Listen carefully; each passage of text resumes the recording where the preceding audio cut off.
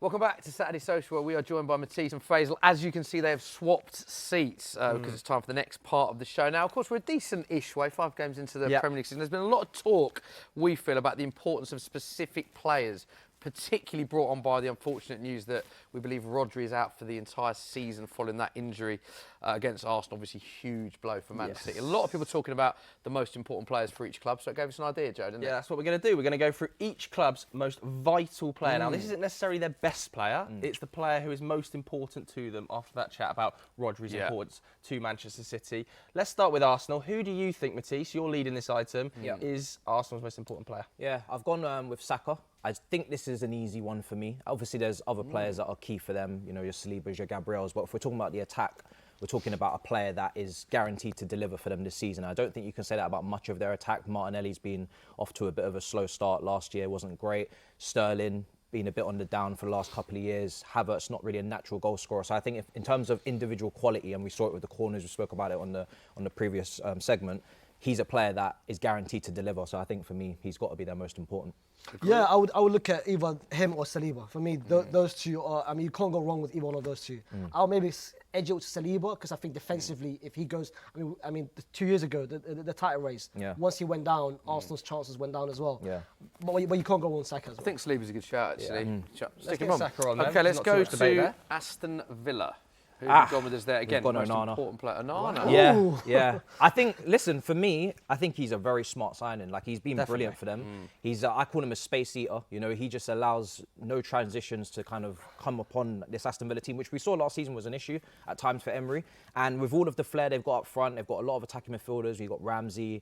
Obviously, Buendia's been out for a long time. They've got Duran, Watkins, McGinn, Rodgers. There's so many attacking midfielders. You need somebody who's going to balance out the team and who's going to kind of stand the test of time. And I think he will. He's obviously got Premier League experience and he's also good on a set piece as well. He's got aerial threat. I'd chuck Martinez in there. Yeah, I would either give it to Martinez or Pau Torres. I would give it to Pau Torres. I think they can replace Onana with maybe Ross Barkley, which they signed as well. But I think if Pau Torres or Martinez went down... Do you think Barkley would do the same job, though, defensively? He wouldn't do the same job. He would do a job. If Pau Torres or Martinez went down, you don't have anyone that can do their job. Boubacar Kamara to come back as well. But I do like the shout of Amadou Onana, so let's get him up. He's been the best player, though, this season. Yeah, he's been brilliant. Sure. Shout out Tielemans. Bournemouth, we've got Tavernier. This is an interesting shout, isn't it? Because I think a lot of neutrals would immediately go Semenya. For me, whenever I watch Bournemouth, I'm like... On the other flank, though, I think he does go down very underrated. Whenever we've played Bournemouth in the recent years, and even when you look at his underlying metrics with kind of his partnership with Solanke last season, he's a big reason why their creativity is there in that team. And I think he's very, very underrated. His left foot, he's got a wand of a left foot on that left-hand side, and he's a big threat. And I think... I'm not sure why he doesn't really get spoken about because I think he's reliable, he's durable, he's someone that's always kind of regularly in that first team putting out good numbers. So I think for me, if he was to go missing, I think people would really notice it a lot more. Okay, stick him up then. Now we're going to go to Brentford because this is quite an interesting. This is a road shout, one, this one. Oh, man, come on. This is my first rattle of the day. Oh, my God. I don't know about you. I'd like have chucked Flecking, Brian and Bemo. 100%. You'd agree with that? That's nothing you can say that would tell us why it should be Flecking. Okay, so first of all, he's off to a good start to the season. But second of all, when you say Mbeumo, we have to remember we have Wissa, right? We have 2 strikers that are both capable of scoring goals. They've both got, I think, 4 and 3 goals this season. Mbeumo's got 4 goals this season. Yeah, so how can either of them be the most important when their talisman is next to them also helping out as well? So if you lose either, you have the other. That makes no sense. So here, we don't have the same case. It makes sense. That makes no You've sense. got 2 strikers that are prolific. This, nothing he'll say will change your mind. Has what he said changed your mind? You've got 2 strikers that are prolific. You mentioned he's had a good start, a couple goals. He was in full for Brentford this season. It should be Mbeumo. I think you're trying to be different here. And it's fine, It's not. I don't even think he's top 3. Do you not rate Wissa? No, I do rate Wissa, but Wissa's just gone down as well. And Wissa's now injured. Mbeumo should be the undisputed important player for Brentford. I don't know why Flecking is there. All right, let's put him up because the next name is also an incredibly rogue shout to. This one now. Oh my God. No, hold on with this one. He's a good player first. He's very young player. He is a good player. Now let me land with this one. I've gone through that. This is the most difficult club to pinpoint the most important player, and I'll tell you why. I went through that Brighton team. And everybody, I believe, you can replace with someone else in terms of the depth, in terms of the rotation in all positions. They've got 2-3 players on the wing, up front. João Pedro is injured. They can bring in Welbeck, Ivan Ferguson. this is the one player that's positionally versatile. And I think in terms of Brighton's model, we're talking about, you know, kind of having someone that comes in low cost or comes in for no cost and then flipping them. This is one of those players that I think will be that guy that people will start to take notice of this season. He'll have a breakout season. He plays right back. He can play both sides, full back positions, play midfield. He's like not going to say Pascal Gross yet, because Pascal Gross was an incredible player that they lost. But in terms of being able to fill in gaps, I think this is very important. It's quite Do you know what? That's underrated actually a really good point, because we looked at that and thought the name in terms of importance, surprising when you've got the likes of Mitoma and other players there. But actually, your argument there was a very good one, because he is very versatile. He has played 4 times in defence. He has played in midfield. And in terms of the age profile, he's only 19 years of age. So actually, what Matisse is saying does make a lot of sense in terms of... Still rogue, though. Who would you have gone with? If Van Hecke goes down, who you mentioned... Got Webster. They've got depth in defence. They have depth. As good as but you've got Onana in there, and I told you, well, can they do... Not the same job. Not the same job. It changes the entire way that they play Aston Villa. If they lose Onana, they can't be as brave. I would have Van Hecke. Van Hecke or Mitoma, yeah. Yeah, I think Van Hecke last They've got a season Dingwall, they've got other wingers. Interesting shout. Now, you're a Chelsea fan, of course. Now, I think, personally, I'd have thought Cole Palmer. Screams Cole Palmer. I mean, the guy scored 22 goals, Yep. got 11 assists, breakthrough season, one of the best players. You're a Chelsea fan and you haven't gone Cole Palmer, so... I've left Cole Palmer out of this purely because I think Chelsea have stacked up pretty well in their attacking positions. They've brought in Sancho, they've brought in Pedro Neto, they've brought in Felix, they're having Cuckoo fit right now. So I think the burden is shared a bit more. there. Palmer's still definitely Chelsea's best player, I think, and he will still be key. But with Caicedo, when he plays at his best, Chelsea tick. You know, in terms of winning the ball, he's leading for duels, aerial and ground this season in the Premier League. In terms of obviously recycling possession in the first phase, you know, progressive passes. And I think with Lavia's obviously injury issues as well, Enzo doesn't really get about the pitch in the same way. He is critical for Chelsea this season. If he has his best performances, people will realise why Chelsea and Liverpool are having that bidding war for this player. And he had a good back end as well last season. I agree. I fully agree. I think without him, I mean, you can make a very good case. He's been one of the best midfielders, defensive midfielders in the league this season. Yeah. Without him, I think you guys are shambles. I think you don't have anyone to you don't have anyone to replace him defensively. So I agree. I do fully agree with that. Yeah. Wow. That's a good I shot. just think I know what you're saying about the options of Cole Palmer, but I think if you take Cole Palmer out, the numbers, no one's getting near the numbers Cole But Palmer. I still think they can replace him with maybe a Joao Felix. Yeah, as they've a got 10. great options they have. Don't Yeah. get me wrong. I just think the numbers he puts up. Palace, this is surely a tap Next in. one, yeah. Yeah, I mean, I wasn't going to be controversial here. We played them this season. We played them this important season. as well, though. Hey, Yeah, Mateta's important as well. respect Let's be respectful. That's an Olympic finalist. But listen, Eze, we played them once this season. We drew, and it was literally because of him. You know, they didn't have loads of chances, but the one little opportunity they did have, he just made something out of nothing. And especially with Elise gone now, this is a player that's going to have even more responsibility from a creative standpoint. And yeah, he's by far and away for me the most important. It's interesting hearing the quotes, wasn't it, that came out of Palace saying they were surprised that there was nothing came in for him in the summer, and you know, interesting to see what happens because he's such a talent, isn't he? Do you guys think maybe he lacked the it factor? That's why Spurs. I don't know, man. I don't know what more he could do. Because I think this season Palace hasn't started very well, and I think teams have figured out how Glasner plays. I expect more from him. Maybe carry the game. I mean, the chance against United, against you guys, I don't know how he missed it. I feel like maybe that's why teams are not going after him, because I think he lacks. Is it numbers? He needs to put numbers. He lacks, harsh, man. I think you guys are harsh. I'm not sure he can do much more in a Crystal Palace shirt. 11 goals, 4 assists last season. Elise did it. Zaha did it. Yeah, I think he's a Why top can't he do player. it? All right, let's get him in. I think he's a top player. Everton.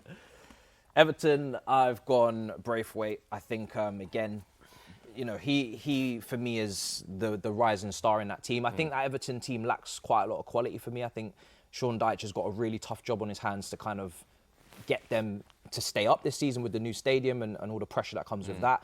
They haven't got much goals in the side, so I think that defence is going to be crucial again. Defensively last season, were actually quite solid in terms of the numbers, and he'll be the main reason why for me. Without him this year, they've looked... Yeah. Not won a bit Premier shaky game on with that. that. So let's get him up, Jared. I think it's a shout out Jordan Pickford as well. I don't want to sound like Yeah. goalkeepers union here, but I think Pickford- taking I Pickford out agree. of the team. Pickford's kept them in the league numerous times. This one I disagree with. What, you're nodding your head here. Why are you nodding your head? Go on. Let me make my case. So Smith Rowe, I think is very smart, and it will kind of ring true for someone else on my list later on. But I think it's very intelligent when mid-table clubs kind of pick up players that have gone through top academies and top clubs who have just fallen by the wayside purely because of fitness. There's no doubt on this quality of this player. I think he could have easily been the left kind of half space 8 player for Arsenal, which they've obviously replaced this season. The only issue is injuries. When he broke through, you know, the Croydon, De Bruyne, we saw the talent, we saw the ability. He could have been right there with Saka, with Martinelli in this new kind of Arsenal team and challenging for titles, but it was all injuries. And I think the quality that he has is really underrated, and he's going to show it with the fitness. No, honestly, he's a very good player. He's a very good player. The question was important, and if he went down, they can maybe put Pereira in there and do something. For me, it would be Anderson. I think since Anderson's come in, since they bought him this season, they haven't lost a single game because of him. I think he's been very vital defensively. I think Smith Rowe is just the shiny toy nowadays. The goals he scored, fair enough, but I think if they take him out, they can put Pereira. Anderson, for me, is the crucial member in that Fulham team. Just from my opinion. I think from a goals perspective for Fulham, if they're to get... He can still replace his goals. Yeah, listen, assists, creativity, goals, I think he's going to be very important. I think, to be honest... 3 goal involvements already this season. Let's get him I think they're both decent shouts. Anderson and Smith Rowe. Right, Ipswich. For me, this is obviously a former Chelsea boy. We didn't get to see too much of him. He was at Ipswich, obviously, last season in the Championship, did brilliantly well. This season, it's been a tough start for the entire club, obviously, for him as well. But I think he's the one bit of individual quality and brilliance that, I mean, they just need him to perform. They spent quite a bit of money on him as well. You know, it's quite a lot for Ipswich to spend. And he has goals in him. He's shown it at Championship. Can he show it in the Premier League? That remains to be seen. He's still very young, so he's still developing. But I think in terms of doing something out of nothing, creating something, we've seen the moments that Premier League teams have to stay up. I look back to Wigan, Sean Maloney, curler against Man United at the JJV. These are the type of moments that you need in your team to stay up, and I think he's the one that can provide them. 15 goal involvements last season in the Championship. Big for them. You agree with that? Absolutely. Okay. Leicester. He is Leicester. He is Mr. Leicester. Jamie Vardy. I honestly couldn't go any further without saying Jamie Vardy. Like, he is the life of the party. He is Leicester City. He's a rattler. You know, he gets the away fans going. And I think for me, people continue to rule him out. Even myself, I think, Jamie Vardy's coming back to the Premier League. Is he really going to be able to go again? Now. 37, and he's still rounding goalkeepers like he did 10 years ago. So I don't know how he still does it. As well. Like, there was the one-on-ones where he's out pacing like younger, fitter players. Yeah, like, and we know he drinks his Red Bulls at half time. It's not like he's even got some Ronaldo regiment going on here. So I don't know how he does it, but he is, I think, not only on the pitch but off the pitch. His leadership, his kind of know-how, his experience. I think he's going to be massive. Great for the Premier League. It's great to have a character like Jamie Vardy back in the Premier League, isn't he? Okay. Next up, we go this to is Liverpool. hard, I think. This is difficult. Yeah. You got Van Dijk. If there's a debate over, it took me so long to decide, and in the end, I had to go Van Dijk. But it could have been Salah, it could have been Trent, Alisson as well. Yeah. I think those four, they're all in that spine. Van Dijk, maybe for his leadership, maybe edges it a little bit, but he's a brilliant defender. I think sometimes Kwanzaa's come in and, he's been taken off early and, still developing, maybe looks a little bit ropey. Gomez sometimes has injury issues, very good player, but doesn't always, stay fit. I think you wouldn't want to break up that partnership with him and Konate, and for me, he's the best centre-back in that team. So 3 of the players you mentioned there, Salah, Van Dijk, Trent. Alisson, I do. 3 of them have got contracts at the end of the season. Absolutely. How do you see that sort of playing I out? I think Salah's leaving. I don't think, because I think he's even come out and said that I don't think this is my final year and everything.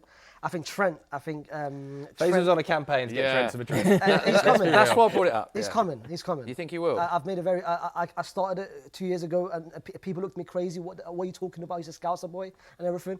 Trent is coming to Real Madrid, and I'm very sure of that. Next summer, you think? ITK fix. I've got my sources. Liverpool fans won't be happy with you there, Faysal. We'll move on for your sake to Manchester City. Another easy one. Tough one. Would you have picked Rodri if he wasn't injured? The more I think about the Rodri situation, I probably may have edged it, but I do think Pep's always got a solution as well. So I'm interested to see how he plays that. They've got John Stones. They've played in midfield previously. They did lose 3 of the 4 games he didn't start in the league. Yeah, exactly. So it probably would have been edging at him. They've obviously brought in Gundogan. They've got Kovacic. They've got Rico Lewis who can tuck in. Whereas Haaland, there is no real replacement, so they'd have to go false 9. And I look at their attack, the makeup of it now. They don't really have goal-scoring wingers anymore. So a lot of creativity, don't get me wrong, some very good technically sound players, but I look at that team and I think if he's not there to get the goals, I wouldn't be surprised if City sometimes actually don't score and they just can't find a solution. They're just a little bit not easy to play against, but they don't have a plan B, a threat in the box. It's more false nine and playing around the box and not really be able to penetrate. So. I agree. And what happened the last time they played a false nine? Oh, they won the league as well. Yeah, true. I think this next one could be one of the roguish shouts. Yeah, Joe, you were surprised. Oh. Joe. I really like Manuel Ugarte, but we've only seen him play start one game so far, I think. He hasn't started in the Premier League as well. No. So how's he the most important player? Should we go to Faisal first? Sorry, because you're shaking your head for this one. Honestly, this is disgusting. I don't understand how he's even in there. If I had to look at United this season or even last season, the most important United player, you can say Bruno. For me, it's Dalot. I think what Dalot has done this season in this new role and playing as a left back, being very versatile. I did come here last time and said that United has to sign a left back, and people said, why would they sign left back? Luke Shaw's still not healthy.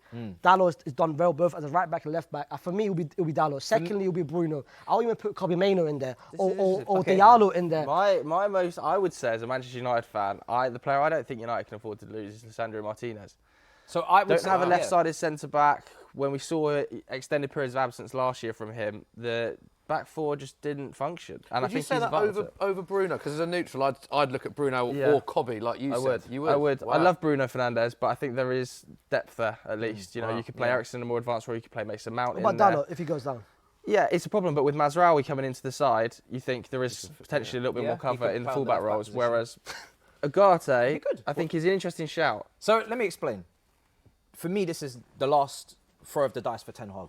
It is. It's his job on the line if this signing works or it doesn't. And for me, that makes him the most important because when you look at Man United's issues, they all stem from midfield mostly. Obviously, goal scoring issues, taking chances, but that midfield has been almost cooked for the last couple of years. Casemiro is really starting to decline, drop off. We've seen a lack of balance with Eriksen coming in there. Kobbie Mainoo is not defensively ready to Eriksen's shield. done well, Eriksen, but physically, Eriksen Eriksen can't play the run of games in the Premier League going up against 10s and attacking midfielders. He's not a defensive midfielder. And Ugarte is the player that they brought in for, a decent amount of money to, kind of shield that defence and to replace Casemiro. If he doesn't do that, Man United are still in the same position they were last season. So he's the, for me, biggest difference maker. If he doesn't work out, it's a big problem. But I look at this as an emergency signing. It is an emergency, because why is it an emergency? I don't think it's Ten Hag signing. I think United just said, you know what, they just need someone, just fine. Ten Hag wants a ball progressor next to Kobbie Mainoo. He's not a ball progressor. I don't understand how you have him as your important player. I don't think Kobbie... Doesn't he have to perform, though? They can't afford to have him on the bench. You've seen their midfield. If they don't have him starting... Give it to the end of the season, he's not starting for United. Listen, I'm not saying he's their best player. I'm not saying it's going to work. I'm saying it's important because if he doesn't work, I think Man United are in a lot of problems in that midfield. That's a good point. I feel your reasoning there is quite interesting, to be fair. But I still would have gone Lisandro. Oh, damn. Okay, Newcastle. I've gone with Isak up front. This is purely because Callum Wilson, I think, as good as he is, he just can't stay fit. So it's almost like they've got one striker. And he's the one that they look to for the goals up front. Obviously, they've got Gordon, they've got Barnes. I think when they're all playing, all three of them, I mean, Barnes has had a really good start to the season. Yeah, he's really playing very well. Very good. Yeah, really playing very well. But I think out of the big signings, Bruno Guimaraes, Tonali as well, I think this is the one that's kind of really settled in the quickest, and he's been playing brilliantly. So I think top striker as well. I think an alternate to him, I think Fabian Schär is a shout here as well. With Botman being injured long term and the defensive problems they had with recruitment in the summer, not being able to bring Mark Gay in. If Fabian Schär picks up a long-term injury, I think he's in trouble. Defensively, they've been very poor this season. They've been very poor. Yeah, I'd say those two. It's quite a club that's quite interesting to do because we know how important they are because they had so many injuries. You see the difference when certain players aren't playing. So there are a lot of names you could chuck in the mix. Let's go to the next one. Forest. Forest is an interesting one because is that one that you struggled to... Is there not an obvious one for you? I think it's biased here. I agree with him. There's a lot of Chelsea links to going, isn't there? I mean, there's so many Chelsea people. Yeah, Hold on a second. Last time I came here, I did do that as well, to be fair. I had Billy Gilmore on there. But listen, Hudson-Odoi is another player from a top academy. It's not easy to make it out of Cobham.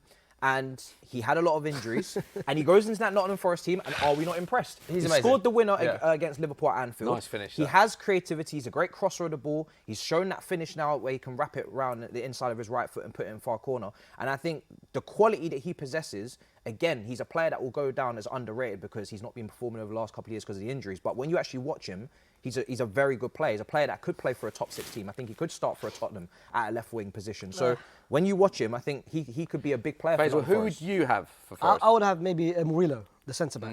I think they can replace him Elanga can do it. Dominguez, which they signed. They signed so many strikers. Jota, they signed him as well. I think he's replaceable. I think if you go back to defence, Murillo, I don't think they can replace him. I think at the end of the season, you might see him as the best player in that team. I mean, we've been saying it for a long time about Cho, but he never does it. Injuries. That's what I'm saying. Right, Yeah, I think Murillo's a good shout. Gibbs White, I'd chuck in that as well. I think he could be Milenkovic, man. Since he's come into the Yeah, side, he's done they're very so well. defensively sound. Very well. And I think without his height, they look a bit susceptible at set pieces. Exactly. Southampton. I've gone with Okachuku. Oh, the shock. Another Chelsea. because I love Chelsea, Chelsea, is he? Yeah. Again, this is a very good player.